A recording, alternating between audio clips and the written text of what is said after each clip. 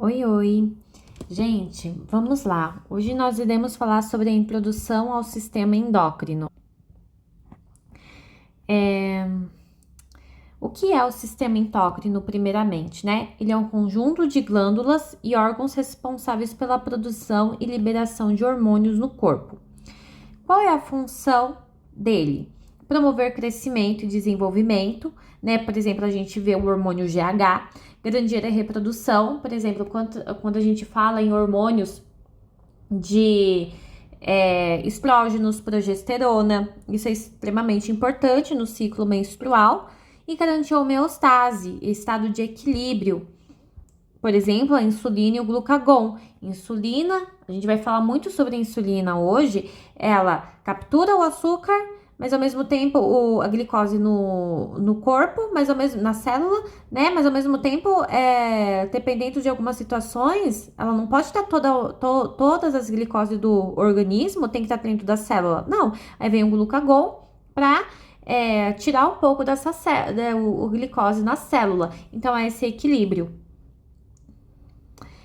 Quais seriam as ações endócrinas? A gente tem a ação secretora, é responsável pela síntese e secreção do hormônio. Então, por exemplo, a gente tem o pâncreas. O pâncreas, ele produz a insulina e aí ele vai para a célula-alvo, né? Ó, as células que elas precisam capturar a glicose, vamos dizer assim. Então, a secretora é o pâncreas. O alvo são as diversas células do organismo, vamos dizer assim, que precisa de glicose para se manter, né? Para gerar ATP e energia. Mas como as células se comunicam? A secreção regulada de uma molécula de sinalização mensageiros no fluido extracelular. A gente tem então, as moléculas de sinalização. A gente tem a difusão do hormônio na corrente sanguínea. Então, por exemplo, como é que um hormônio, que a gente está falando do pâncreas, ele vai, sei lá, por hormônio que tá no meu cérebro? Pela corrente sanguínea, né? Hormônio de vasculatura. Mas a gente tem hormônios que fora desse compartimento do sangue, que é o espaço extracelular. A gente vai falar até um pouco melhor sobre ele. Mas ele tem aquele modelo chave fechadura. Então, ele tem hormônios que estão fora da corrente sanguínea, que elas detectam a célula-alvo e elas fazem esse modelo chave fechadura, que daqui a pouco a gente vai falar um pouco melhor, no órgão-alvo, ok? Mas, enfim, o que é o hormônio? O hormônio, ele é a capacidade de induzir uma resposta celular, isto é, alterar uma função de uma célula. Então, por exemplo, a mulher, durante a fase, né, da amamentação, a progesterona vai lá na célula da mama e vai produzir leite. Vocês concordam comigo que o meu hormônio progesterona está induzindo o seio, o peito, a produzir leite para o bebê? Então, ele está mudando uma resposta celular, correto? Então, isso é o hormônio, é essa indução para modificar algo no meu organismo. Agora, gente, desculpa, não apareceu a imagem, mas essa é a imagem do livro. Enfim, aqui que a professora Andrea falou, existem várias partes do corpo, organismos, que elas produzem mais de um hormônio. Por exemplo, a glândula da tireoide, ela produz desculpa, gente. O T3, o T4, a calcitonina, o pâncreas, a gente acabou de falar, a insulina, glucagon, ovário, a gente acabou de falar da progesterona, mas ela também produz estrógenos. Então, é isso que esse slide ele quer dizer. Desculpa, não apareceu aqui. Oxi. Calma aí. Pronto. Agora, a gente vai falar um pouco sobre a interação neuroendócrina. Vamos ser um pouco assim, óbvios. Neuro, ela tem a ver com o sistema nervoso. Endócrino, que a gente está falando desde o início, que são os hormônios. Então, é uma interação entre o sistema nervoso e o sistema endócrino. Vamos dar um exemplo. Quando uma pessoa está sob estresse, vamos supor, eu acabei de ver um leão, o hipotálamo vai enviar um sinal para minha hipófise que libera o hormônio ACTH. Esse hormônio estimula glândulas adrenais a produzir o cortisol. Adrenais, elas estão lá praticamente no meu rim, vamos dizer. Ela produz cortisol, um hormônio que ajuda o corpo a lidar com o estresse, aumentando a glicose no sangue e a pressão arterial. Essas interações mostram que o sistema nervoso e o endócrino trabalham junto. Então, começou ali no hipotálamo, só que aí ela foi lá pro meu rim. Vocês entenderam que o hipotálamo, ele que libera um sinal para a hipófise, que é o do ACTH, que vai lá no meu rim para liberar o cortisol, que vai me ajudar a fugir, por exemplo, de um leão, né? Porque eu preciso de uma pressão arterial, eu preciso de mais sangue na minha corrente sanguínea para correr, para eu ter mais energia para estar fugindo. Então, é essa interação. Agora, os sistemas hormonais clássicos. Nós temos o endócrinos, o parácrino e o autócrino. O endócrino, gente, é o hormônio que a gente acabou de falar desde sempre. A gente tá falando desde o começo. Insulina. A insulina tá no meu pâncreas, mas vocês entendem que ela vai pro meu corpo inteiro? Então, ela é relativamente distante, porque o pâncreas, ele tá aqui, vamos dizer, tá na região do abdômen, mas ele pode ir muito bem pro meu pé, pra minha cabeça, pra energia pra minha mão. Então, são órgãos distantes. Parácrino, agora que a gente tá falando, é interessante a gente entender um pouco do latim, né? O na raiz da palavra dela no grego do latim, é ao lado. Então, é hormônios que difundem-se no interstício, agindo em células vizinhas, ao lado. Ó, eu tenho o meu vizinho, ele mora do meu lado. Então, é isso que ele vai falar. Então, são células que elas vão liberar, vão ajudar as minhas células vizinhas.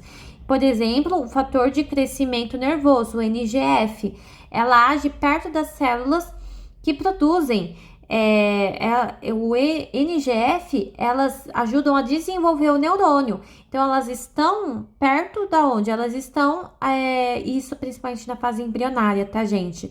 Então, elas estão ajudando naquele mesmo vínculo. Eu não preciso colocar a produzir NGF apenas, assim, no meu pâncreas. Não, eu vou produzir perto do meu sistema nervoso, tá bom? A gente tem o autócrino, o que é um auto, gente? Eu tenho um automóvel, eu tenho um auto alguma coisa, eu sou autônoma. Então, vem de próprio. Então, é um hormônio, é uma célula que ela libera um hormônio para ela mesma. Por exemplo, a interleucina 2, ela sinaliza uma célula para se multiplicar. Opa, desculpa. Calma aí, gente, deixa eu arrumar aqui. Pode ser. Para se multiplicar, a interleucina, ela sinaliza uma célula para se multiplicar. Legal. E nesse caso, ela multiplicar a célula T. Vamos supor que a célula T, como a gente já viu, e vocês vão ver no quarto período melhor em imunologia, mas a célula T, ela ajuda a combater bactérias, vírus e micro-organismo. Então, você libera a interleucina 2 para aumentar a defesa do corpo. Então, assim, gente, células produzam mais célula T. Só que a própria célula T, que libera a interleucina, ela mesma fala assim, ó, eu tenho que me autoproduzir mesmo. Então, ela vai liberar a interleucina, esse hormônio, para ela mesma, para sinalizar a reprodução dela mesma, para aumentar a quantidade dela mesma. Entenderam? Agora, vamos pro próximo. Aqui é autócrina, que a gente acabou de falar. Ele é um efeito para ele mesmo. Agora, um hormônio parácrino, ele tá assim, ó, uma célula perto da outra, ela é vizinha. Enquanto a célula do endócrino, vocês entenderam que eu tô aqui no pâncreas e agora eu vou lá, sei lá, eu quero energia lá pro meu pé. Eu vou ter que passar por todo o sistema da corrente sanguínea, que é esse vermelho, para chegar nessa célula. Então, é isso que ele quer dizer com isso. Agora, a gente tem que entender um pouco da natureza química e classificação do hormônio. Existem hormônios, eu vou desenhar aqui, por exemplo, eu vou colocar de amarelo, gente, a minha gordura. Vocês se lembram que as nossas células, elas é feita por bicamada de lipídios, ou seja, o que isso significa? Que eu tenho a parte amarela, que é a minha parte polar, quer dizer, a minha parte apolar, que é uma parte gordurosa, enquanto eu tenho a parte que eu tô pintando de azul aqui, são partes hidrofílicas, são que é a favor de água, né? Então, essa bicamada. Então, a parte amarela, gente, é a parte de apolar. É a parte, assim, vamos colocar aqui, gordurosa, lipídica, gordura. Pode ser? Então, a gente tem que... Vai ser muito importante, a partir de então, a gente ter isso bem claro na nossa mente.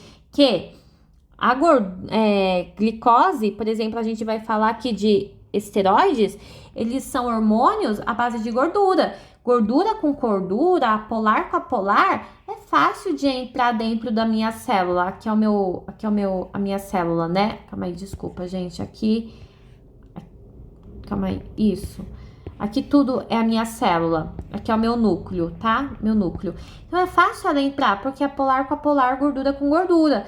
Mas vão existir hormônios que eles são, como é que fala?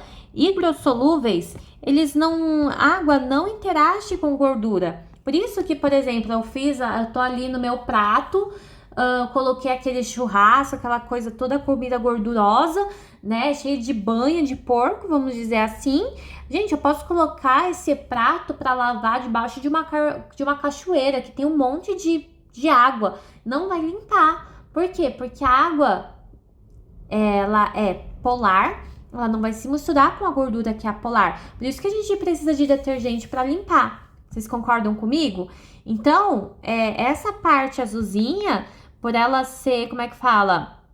Hidrossolúvel, por ser um hormônio, vamos supor, não que é a base de água, tá, gente? Mas só pra gente entender um pouco melhor aqui efeitos didáticos, ela não vai entrar num lugar que é cheio de gordura.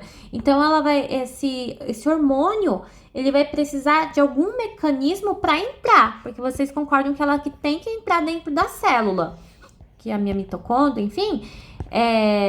E como que ela vai fazer isso? É isso que a gente vai falar. Tá bom? Então, só pra gente ressaltar, os hormônios aminoácidos e proteínas e peptídeos, eles são esses hormônios mais hipersolúveis, enquanto os esteroides são, como é que fala? São mais lipossolúveis, tá bom? Proteínas e peptídeos. Acabei de falar, vamos supor que isso daqui, gente, é o meu hormônio. Por esse hormônio, ele ser hidrossolúvel, ele ser polar, ele precisa passar pela minha bicamada. Então, o que vai acontecer? Não sei se vocês se lembram, mas o aparelho de Golgi, complexo de Golgi, ele vai empacotar essas insulinas. Para quê? Para que ela venha passar nessa bicamada, né, de gordura que a gente tava falando, essas bicamadas. Ai, gente, nossa, que vocês lembram, né? Amarelinho, azulzinho, amarelinho, azulzinho. Passar essa gordura. Então, essas vesículas, esses armazenamentos, elas vão ser feitos de gordura, que vai conseguir passar para o meio, para a célula-alvo. Perfeito? Vocês entenderam, gente? Nesse sentido, qualquer coisa, vocês me chamam no PV, tá bom? Ou durante a monitoria. Mas, enfim. Então, ela não passa sozinha. Por quê? Ela não consegue, ela é hidrossolúvel e ela precisa passar por uma camada de gordura. E aqui a gente tem um outro que é o catecolamina. Vai ser praticamente a mesma coisa, gente. É importante lembrar que a nossa corrente sanguínea, ela tem água. Vocês concordam comigo? Então, a nossa corrente sanguínea, ela é solúvel.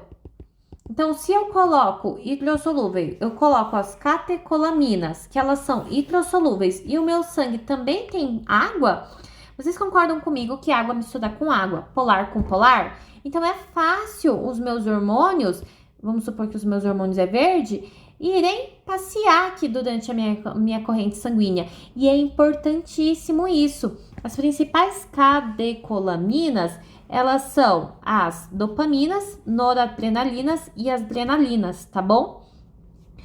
Pensa, adrenalina, principal hormônio da resposta luta ou fuga.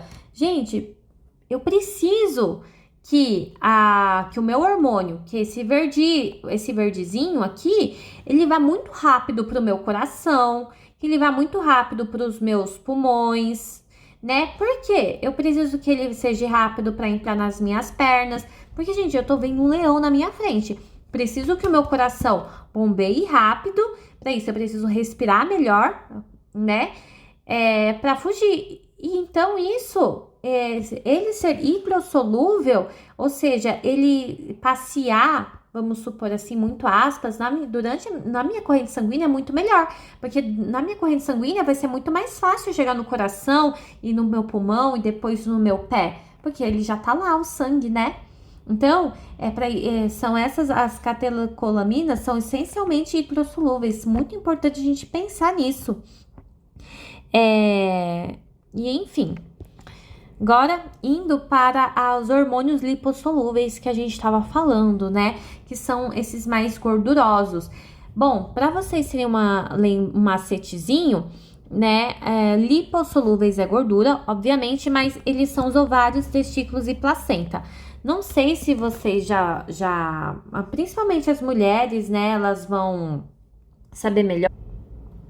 Ela é o anticoncepcional de 3 meses, ou uma injeção gordurosa, que a gente também fala, mas é a metroxiprogesterona. O que é esse anticoncepcional? Ele é um hormônio, que limita a progesterona e faz com que a mulher ela não engravide. Então, ó, esse hormônio, essa injeção, ela é o quê? Ela é gordurosa.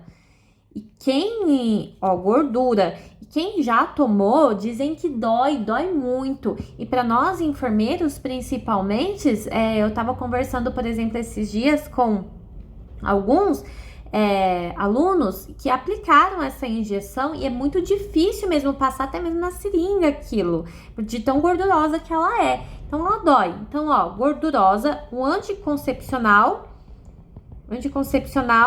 tem a ver com o quê? Com bebê. Olha que interessante, bebê. Placenta tem a ver com bebê, testículos que vão fazer o negócio lá no espermatozoide, que tem a ver com bebê, ovário tem a ver com bebê. Então, o que tem a ver com bebê é um negócio mais gorduroso e o suprarrenal. Então, só a exceção é esse, né? O suprarrenal. E qual seria a síntese? Gente, é um negócio muito baba, tá? As características básicas dos hormônios lipossolúveis é porque tem lipídios, são características apolares dessas gorduras. Os hormônios esteroides são sintetizados por uma série de modificações enzimáticas do colesterol. O tipo de hormônio esteroide a ser sintetizado depende de cada... Opa, calma aí. Não, calma aí, gente. Aqui. De cada território depende da presença de enzimas específicas na célula, conduzindo a rota de esteroidogênese. Gente, mas resumindo, progestina, a gente tem a parte... Ai, calma aí. Eita, confundi aqui. Aqui. Por exemplo, a gente tem o modelo chave-fechadura, correto? Então, esse modelo chave-fechadura aqui, o que vai acontecer? Por exemplo, a minha progestina se liga ao receptor de progestina. Então, o meu glicocorticoide, vamos supor que é esse daqui, né? Que eu tô circulando, ela vai ter que se ligar com a minha fechadura de glicocorticoide. Se isso daqui agora for um mineralocorticoide, a minha fechadura, que eu tô pintando aqui, vai ter que ser de mineralocorticoide. É basicamente isso que ele tá falando, tá, gente? Então, vamos voltar aqui ao normal.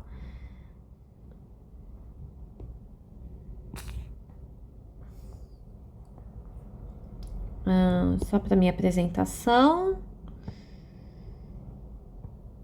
A gente tá acabando, gente. E como é que ocorre essa secreção? Opa, desculpa. Então, como ocorre essa secreção? Os hormônios esteroides, eles não são armazenados pela vesícula. Lembra que eu te falei que os hormônios que são hidrossolúveis, ele precisa, por ser hidrossolúvel, ele precisa do complexo de Golgi, dessa vesícula, que vai, tipo, fazer uma bolsinha de gordura, colocar ele lá dentro, para ele sair de lá. Mas se a minha própria meu próprio hormônio, ele é lipo, ele é gordura, ele vai passar naquela membrana gordurosa, então não precisa de armazenamento. E a gente tá falando aqui, né? Não precisa de armazenamentos em vesículas devido à sua natureza já lipossolúvel. Assim, quem são sintetizados difundem-se livremente na membrana celular. Para o sangue. No plasma viajam ligados a proteínas transportadoras como albumina e globulina ligadora no hormônio sexual. Gente, o que isso daqui é importante? Ela é ligada à albumina. Lembra que eu falei, a gente estava comentando que na nossa corrente sanguínea, né, ela é feita principalmente, ela tem bastante coisa de água. Mas eu não tô falando que a minha albumina agora, ela é gordurosa, então ela não passa muito bem nessa corrente sanguínea.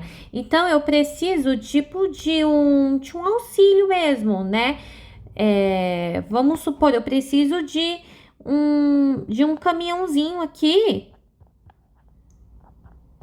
pra tá carregando que esse cor de rosinha aqui seria a albumina, para tá levando essa minha gordura, esse meu hormônio lipossolúvel, porque senão ele não vai sair, ele não vai prosseguir na minha corrente sanguínea, tá bom? Então essa secreção, ela não precisa de vesícula, pela natureza dela. Agora, gente, isso daqui eu não vou ler, tá? Mas é rapidinho. A circulação, metabolização e mecanismo de ação dos hormônios lipossolúveis. Bom, acabei de falar do transporte de sangue dela, né? Que ela... Gente, calma aí. Pronto. Transporte no sangue. Ela vai precisar de uma albumina, por exemplo, pela característica química física dela. E na metabolização, o que é agora? Gente, vocês se recordam do fígado? O fígado, gente, ele tem um monte de veia. Vai ser importante a gente falar aqui, ó, veia mesentérica inferior, superior, média. A gente tem veias aqui superior que eu falei, né? Veia porta, veia gástrica. Então, todo o sangue praticamente passa por aqui. Então, quando o meu hormônio, vamos supor que ele entrou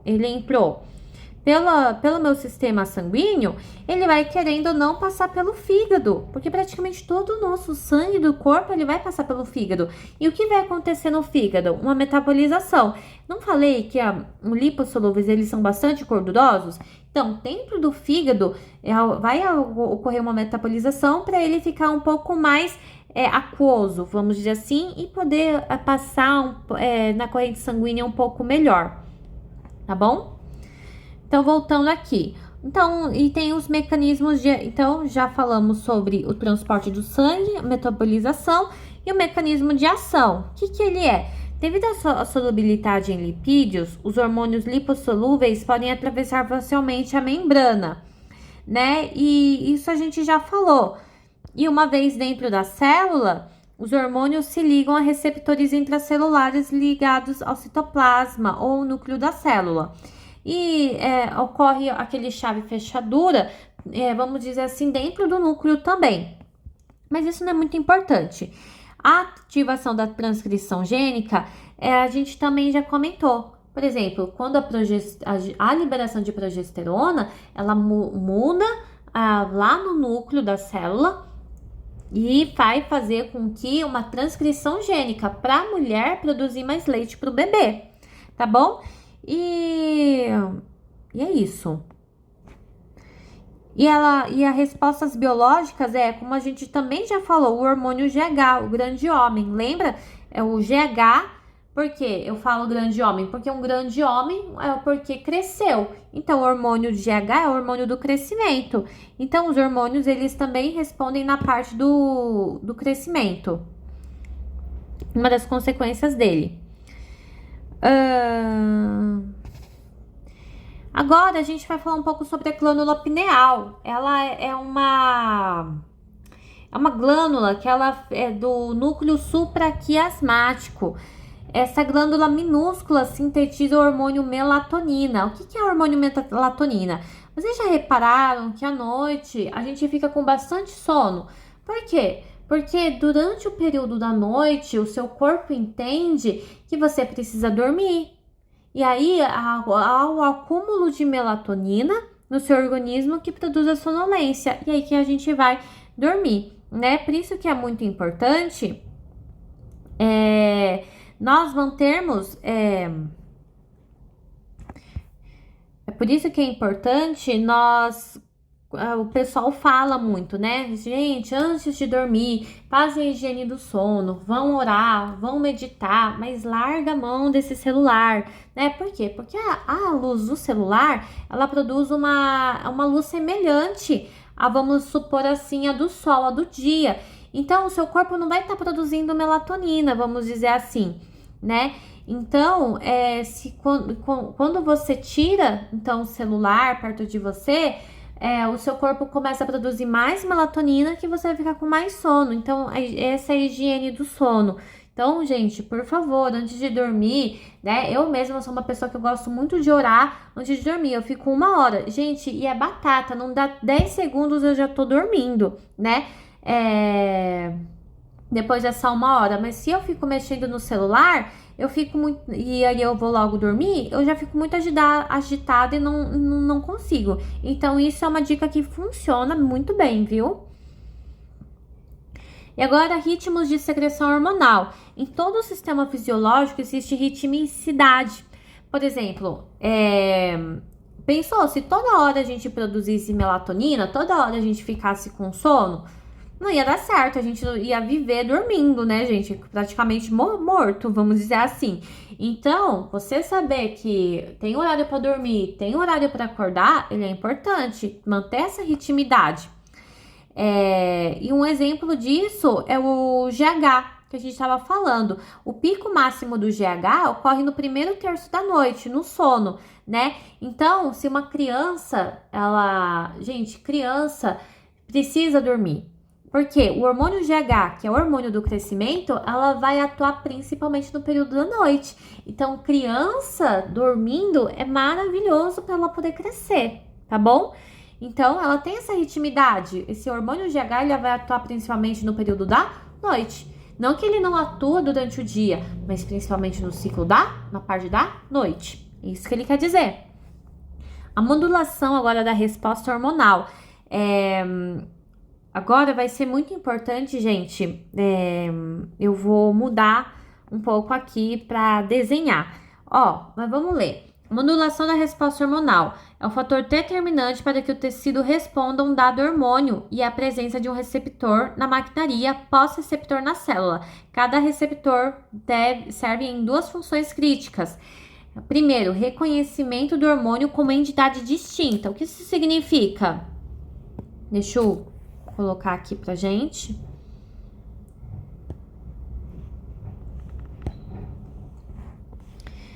Por exemplo, tá vendo que esse laranjinha aqui, ele é igualzinho a essa minha chave fechadura? Gente, isso daqui nunca que vai entrar nesse espaço, porque é redondinho e aqui é um negócio mais reto. Então, é algo distinto. Então, vocês concordam comigo que tá aqui, cadê? Reconhecimento de hormônio como entidade distintas, meio distinto aqui. Agora, parte 2, transformar essa interação de ligação entre hormônio e seu receptor no efeito final. Por exemplo, vamos supor que aqui é o meu hormônio insulina, correto? E aí houve essa chave fechadura. Não adianta nada agora a chave fechadura funcionar e aqui tá funcionando. Então a chave fechadura abriu e agora os meus açúcares, vamos supor que os meus açúcares são as estrelinhas, elas entrarem dentro da célula, não acontece nada. E essa estrelinha que é a minha glicose, ela não promover energia, ATP para minha célula, não adianta nada. Então ela precisa do modelo chave fechadura, mas a célula ela também tem que alguma coisa dentro da célula tem que acontecer para formar o ATP, que a gente já sabe de outras matérias, correto? Então, calma aí, vamos voltar. Pronto. Então, vamos lá, gente. Já falamos do 1, já falamos do 2. Feedback de retroalimentação. Já falamos também um pouco dele. Os ciclos diários são aqueles ciclos circadianos que a gente acabou de falar da melatonina. E o número de sensibilidades de receptores. Gente, isso aqui é muito importante. A diabetes tipo 1, não sei se vocês sabem muito bem como funciona. Eu vou tentar explicar mais ou menos aqui. Ela não tem receptores suficientes. Significa que na diabetes tipo 1 não vai ter essa fechadura, entendeu? Então é como se fosse tudo normal aqui. Gente, se não tem fechadura, não tem como abrir para desencadear para a glicose entrar. Vocês concordam comigo? Então, o problema do número de sensibilidade de receptores é isso. Oxi, calma aí. Não, desculpa, gente, eu falei errado. O que o diabetes tipo 1, isso daqui é a down regulation, tá bom? Desculpa de verdade, gente. O número de sensibilidades também tá aqui, ó, É porque tanto os receptores quanto o down regulation, ela tem isso, tá vendo? O diabetes tipo 1 e o tipo 1. Então, é mais ou menos isso que funciona mesmo. E a diabetes tipo 2, como é que funciona? É quando ela tem o número de sensibilidades. Na diabetes tipo 2, qual que é o problema dela? Deixa eu voltar aqui na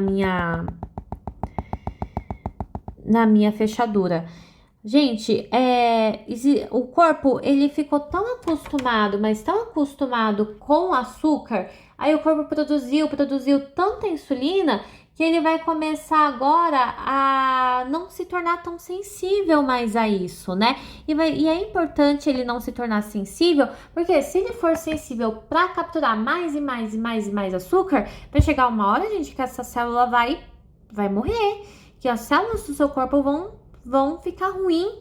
Então, ele vai diminuir essa sensibilidade, né? Para quê? Para que o seu corpo, para se proteger, para não entrar tanto açúcar, porque se ele ficar sempre ter que ter mais fechadura, não vai dar certo, tá bom? E agora, os hormônios antagonistas, a gente também já falou um pouco sobre eles, tá bom?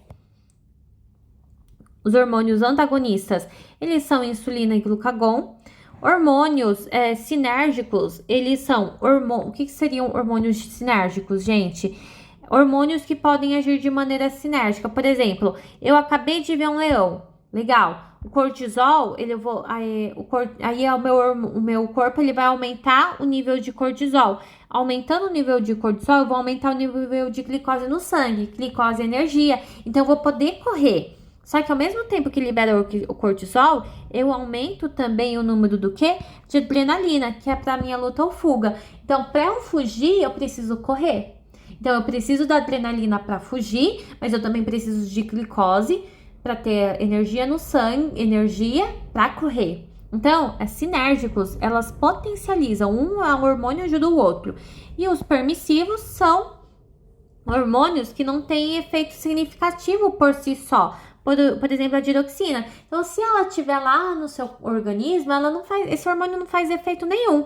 Só que ela aumenta a eficácia, a sensibilidade para outros hormônios agirem, né? Então ela vai ajudar, ela por si só ela não é importante, diferente do cortisol. O cortisol sem adrenalina é super importante, a adrenalina sem cortisol é super importante. Agora a diroxina por si só ela não é importante. Ela só vai se tornar importante a partir de um outro hormônio para ajudar na eficácia, tá bom?